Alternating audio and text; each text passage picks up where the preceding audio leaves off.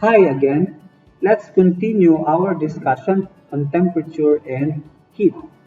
In my last video, we end up with the discussion on thermal expansion. Now, in this video, we will be talking about the quantity called heat. So what is heat? Heat is basically the energy in transit. When you put a cold spoon into a cup of hot coffee, the spoon warms up and the coffee cools down as they approach thermal equilibrium. The interaction that causes these temperature changes is fundamentally a transfer of energy from one substance to another.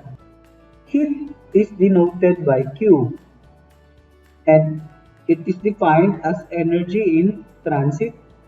The units of heat are joule and calorie, but the SI unit of heat is we have this joule. And we have this conversion that 1 calorie is equal to 4.186 joules. Okay, so what is heat? Heat is mathematically expressed as the product of these three quantities. We have mass M, we have specific heat C, and we have delta T, or the change in temperature, Tf minus Ti. So basically, heat is dependent on these three quantities: mass, specific heat, and change in temperature, delta T.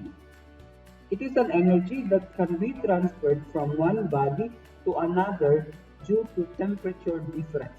So if there is temperature change, then there will be heat added or heat removed from one body. It depends upon the value of our delta T. So again, heat is just Q, which is equal to mc delta T. What is this C? What is this specific heat? Specific heat is defined as the quantity unique for every material. It is an energy needed to raise the temperature of a unit mass of substance by 1 degree. So that is the definition of specific heat. Some values of the specific heat are given in this table. Notice for water, the specific heat of water is around 4,190. By the way, the unit of heat is in joule per kilogram Kelvin. So what do you mean by this value of specific heat? Say for water, if you want to increase the temperature of water by 1 degree, you will need 4,190 joules of energy in order to increase its temperature. So you need a greater amount of energy to increase its temperature. For copper, it is 390 joule per kilogram Kelvin. So the greater the value of our specific heat, the greater energy you need to increase the temperature of that body. We have to take note also that the energy transfer or the direction of our energy is always from hotter region to colder region. So the transfer of energy is always from hotter to colder region. When the change in temperature is positive, then Q is also positive because M is always positive, our mass is always positive, specific heat is always positive also. The negative, the quantity that can be positive or negative is this delta T. So when the change in temperature is positive, it means that the final temperature is greater than the initial temperature, then the heat is also positive. When heat is positive, it means that the body is gaining some energy. So heat now is gained, absorbed by the object or absorbed by the system. That is when when heat is positive. Now, when heat is negative, or it is when the delta T or the change in temperature is negative, then heat is given or heat is lost by the object and by the system. So heat can be positive and negative and also can be zero. Heat is zero when there is no change in temperature. Okay, so that is our, say for example, you are having a fever and went to hospital and the doctor there said that you have urinary tract infection. Since you have a fever, there is an increase of your temperature, say from a normal body temperature of 37 degrees Celsius to a higher temperature of 39 degrees Celsius. Assuming that your mass is 50 kilograms and the specific heat of a human body is roughly around 3480 joule per kilogram Kelvin, then how much heat is added to your body? So there is heat added because your temperature, your change in temperature is positive. From 37, this is your initial temperature, to 39, your final temperature. So there is heat added to your body. So question is how much heat? So how to calculate the heat that is added to your body? Very simple. We know that heat is equal to mc delta T, where m is 50 kilograms, C or the specific heat of a human body is 3480, and the delta T is only 2 degrees Celsius. Okay, so we have 39 degrees Celsius minus 37 degrees Celsius. So if you want to calculate this one, the heat added to your body is around 348,000 joules of energy or of heat. So that is 3.48 times 10 to the 5 joules. So when you have a fever, then there will be heat added to your body equal to this one. The unit of heat is again joule. But notice in this equation, we have this change in temperature in terms of degrees Celsius. So we have 39 degrees Celsius minus 37 degrees Celsius. That would be 2 degrees Celsius. But the unit of our specific heat is in terms of Kelvin. So why is it that there is no need to convert Celsius to Kelvin? It's because the change in temperature, which is equal to 2 degrees Celsius, it is just equal to the change in temperature equal to 2 Kelvin. Okay, so basically this 2 degrees Celsius here is just equal to 2 Kelvin. So we are not talking about temperature, we are talking about the change in temperature. So basically, the change in temperature 2 degrees Celsius is just equal to the change of temperature to Kelvin. So that Kelvin will cancel out. And the remaining unit is we have this joule. Okay, let's now go to calorimetry and phase change. So what is calorimetry? It is the measurement of the heat lost or gained by a system as it undergoes temperature change or phase change. This technique is commonly used for measuring specific heat of a substance. So the basic principle in calorimetry is this. Heat flows occurs to bodies which are isolated from the surroundings. And the equation is we have this. The negative of the heat cold must be equal to the positive of the heat hot. And when several bodies interact thermally, the algebraic sum of the quantities of heat transferred must be equal to 0. So basically, the summation of all heat in the system must be equal to 0. Say for example, I have this problem. A physicist wishes to determine the specific heat of a new metal alloy. A 0.15 or a 0.150 kilogram sample of the alloy is heated up to 540 degrees Celsius. It is then quickly placed in 0.400 kilogram of water at 10 degrees Celsius, which is contained in a 0.2 kilograms of aluminum calorimeter cup. The final temperature of the system is 30.5 degrees Celsius. Question is, calculate the specific heat of the alloy. So this is very simple. We know that the equation that we're going to use is the summation of heat must be equal to 0, and there are 3 heats in this problem. We have this, the heat of an alloy, the heat of water, and the heat of the calorimeter cup, which is an aluminum.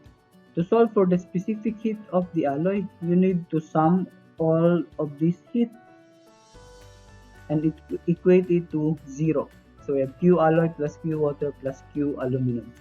And we know the equation for heat, it is equal to mc delta T. So therefore we have this, the heat of alloy is, we have M, mass of alloy, times specific heat of alloy, which this one is the unknown.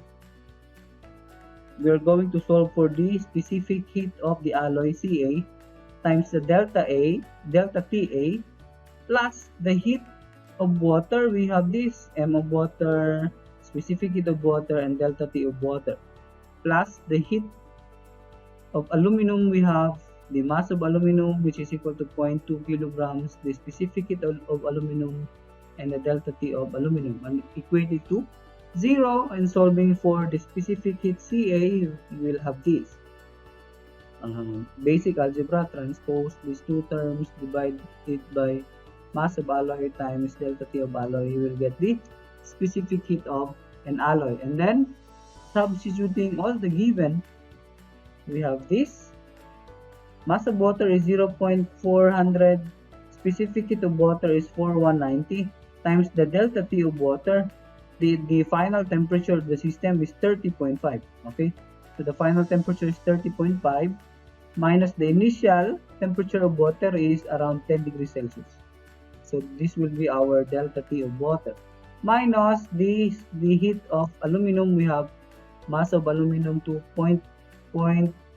200 kilograms times the specific heat of aluminum is, we have this 910. So this is given. Okay, the specific heat of aluminum is around 910 joule per kilogram Kelvin, and the delta T for aluminum is, we have final temperature is 30.5, and also the initial temperature is also 10 degrees Celsius, because your water is in the aluminum, so they have the same initial temperature, which is 10 degrees Celsius, divided by the mass of alloy is 0.15 kilogram, and the delta T of alloy is, we have final temperature of the system is 30.5 minus the initial temperature of an alloy. Of this alloy is around 540 degrees Celsius. So calculating this one, you will get 498 joule per kilogram Kelvin. Let's now go to phase change. The term phase is used to describe a specific state of matter, say solid, liquid, or gas. Say for example, the compound H2O, it exists in the solid phase as ice, in the liquid phase as water, and in the gaseous phase as steam. What is phase change? It is the transition between the states of matter, or the transition from one phase to another phase. So a familiar example of phase change is the melting of ice. When we add heat to ice at 0 degrees Celsius, the temperature of the ice doesn't increase. It will remain at a temperature of 0 degrees Celsius. But some of it melts to form a liquid water at 0 degrees Celsius. So the effect of adding heat to the system is not to raise the temperature, but to change its phase from solid to liquid. So to change the phase, it requires transfer of energy. It's either heat is entering the system or heat is leaving the system. So heat is added. It's either we add some heat or we remove some heat to change the phase say from liquid to solid, solid to liquid, and the energy is equal to this one. We have Q is equal to plus minus the mass M times the L, where L is the specific latent heat. Plus means heat is added or heat is entering the system. Minus means heat is leaving or it is removed from the system. Say for example, for the transition between solid and liquid state, we have this.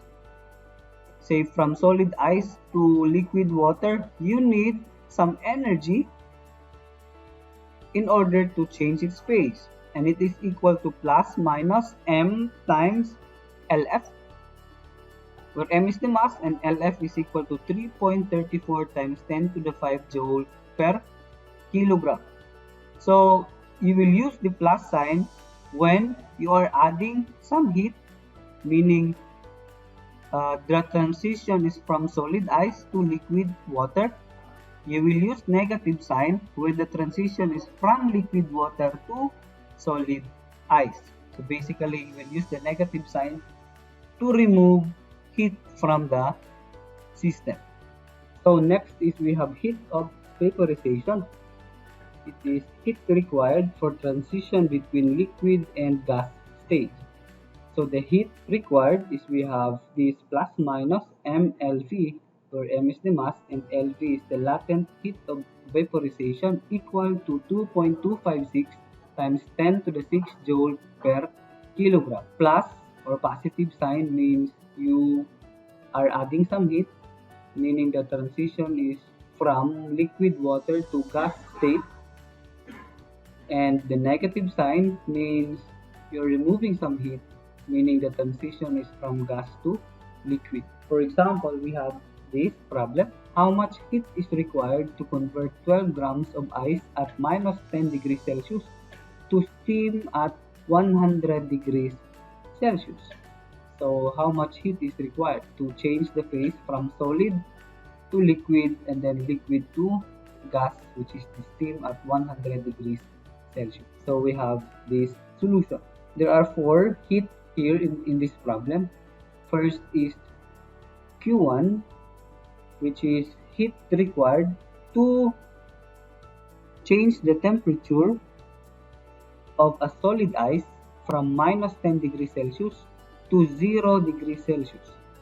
There's no phase change here, so you just have to add heat, which is equal to mc delta T from temperature minus 10 to 0 degrees Celsius. Next is you have to add heat of fusion in order to change the phase from 0 degrees solid ice to 0 degrees liquid water. So this is my Q2, which is equal to mLF. Take note, M is 12 grams, LF is the latent heat of fusion. So next to this one is you have to add some heat in order to change its temperature from 0 degrees Celsius liquid water to 100 degrees Celsius liquid water, and the heat needed is equal to mc delta T, where C here is for the liquid water. This for Q1, your C here is the specific heat of ice. Okay, so Q3 is equal to mc delta T, heat needed to increase its temperature from 0 degrees Celsius to 100 degrees Celsius. There is no phase change here. Okay, so the heat add this mc delta T.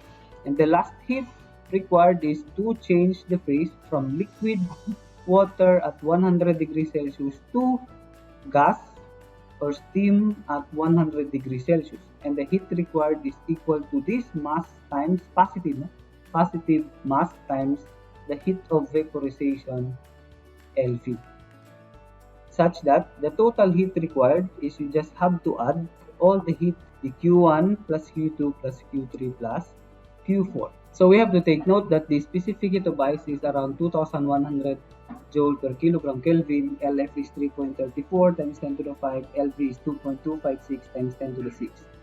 So how to solve for Q1? Q1 is just the heat needed to increase the temperature from minus 10 degrees Celsius to 0 degrees Celsius of the solid ice. So we have mc delta T, where m is the mass of ice, that is 120 grams or 0.012 kilograms, times the specific heat of ice, because this is a solid ice. So the specific heat of ice is 2100, and the delta T of ice is from 0, the final temperature is 0, and the initial temperature is negative 10. So we have 0 minus 10 is plus 10. And calculate this one, you will get plus 252 joules.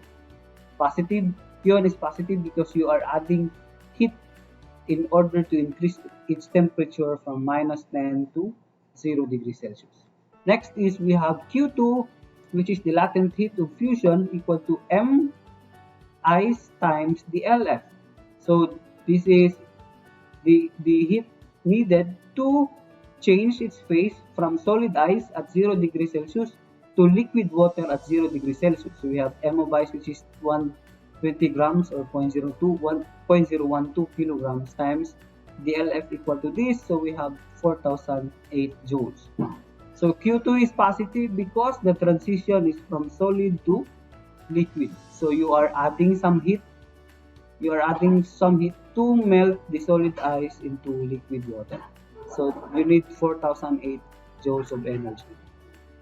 The third heat is we have the heat needed to increase its temperature from 0 degrees liquid water to 100 degrees Celsius liquid water, and that is equal to mc delta T, where m is the mass of water, which is 0.012 kilograms, because all of the solid ice is converted to liquid water, and that is equal to 120 grams, so that is 0.012 kilograms, times the specific heat of water, 4190, times the delta T of water from the final temperature is 100 and the initial temperature is 0 degrees Celsius. So Q3 now is equal to 5028. And the last one, Q4, is the heat needed to change its phase from liquid water at 100 degrees Celsius to gas or steam at 100 degrees Celsius. And the equation is just plus or positive mass of water, which is 120 grams, and LV is 2.256 times 10 to the 6th. And that is 27,072 joules, such that the total heat is equal to 36,360 joules of energy. This is the energy needed to convert the 120 grams ice to steam at 100 degrees Celsius. So that ends our lecture on heat and temperature. Before we end this lecture video, please answer 3 problems and submit it in our Google Classroom.